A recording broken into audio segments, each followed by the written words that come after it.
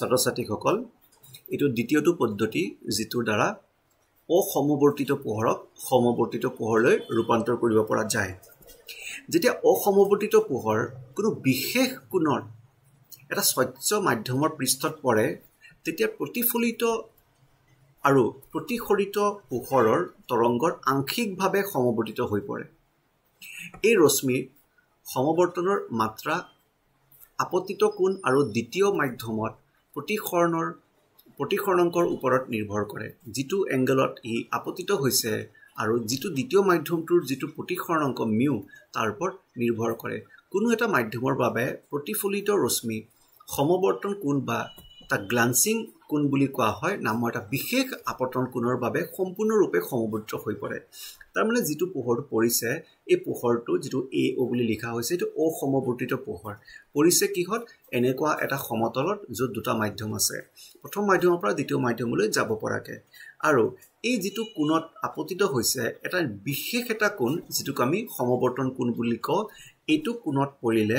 যেটো প্ৰতিফলিত পোহৰটো হ'ব সেইটো সমবৰ্তিত পোহৰ পাই যাব ইয়াতে IP = RP আমি জানো যে আপতন কোণ আৰু প্ৰতিফলনৰ কোণ সমান হয় এটা কথা মনত ৰাখিব লাগিব যে প্ৰতিফলন হ'বলৈ কাৰণে এইটো যেটো কোণ বা প্ৰতিফলিত কোণ আৰু প্ৰতিসৰিত কোণৰ মাজত এংগলটো কিন্তু 90 ডিগ্ৰী হ'বই লাগিব নহলে নহবগে ইয়াত IP = RP হ'বই এটো আমি জানোই প্ৰতিফলনৰ সূত্ৰৰ পৰা তেতিয়া এই RP + 90 ডিগ্ৰী প্লাস এই যেটো প্ৰতিসৰণ এই তিনটা মিলাই 180 ডিগ্ৰী হ'ব কাৰণ অভিলম্বটো এটা সৰল ৰেখা তেতিয়া যেহেতু এংগল BOC 90 ডিগ্ৰী হয় এটো হ'বই লাগিব সো IP + 90 + R = 180 ডিগ্ৰী 90 টো ইফালে লৈ গলো সো IP + R = 90 ডিগ্ৰী হ'ব তেতিয়া হলে R হ'ব 90 - IP কাৰণ IP টো আমি রাইট হ্যান্ড সাইডত লৈ গলো দুইফালে সাইন লগাই দিলে sin R = sin 90 - IP তেতিয়া sin R হ'ব cos IP যেহেতু আমি জানো mu = sin I / sin R তেতিয়া হলে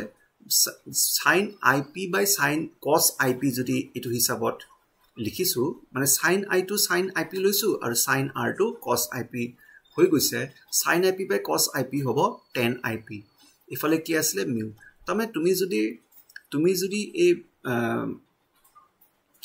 এংগলটো সমবৰ্তনৰ যেটো কোণটো এটো যদি জানা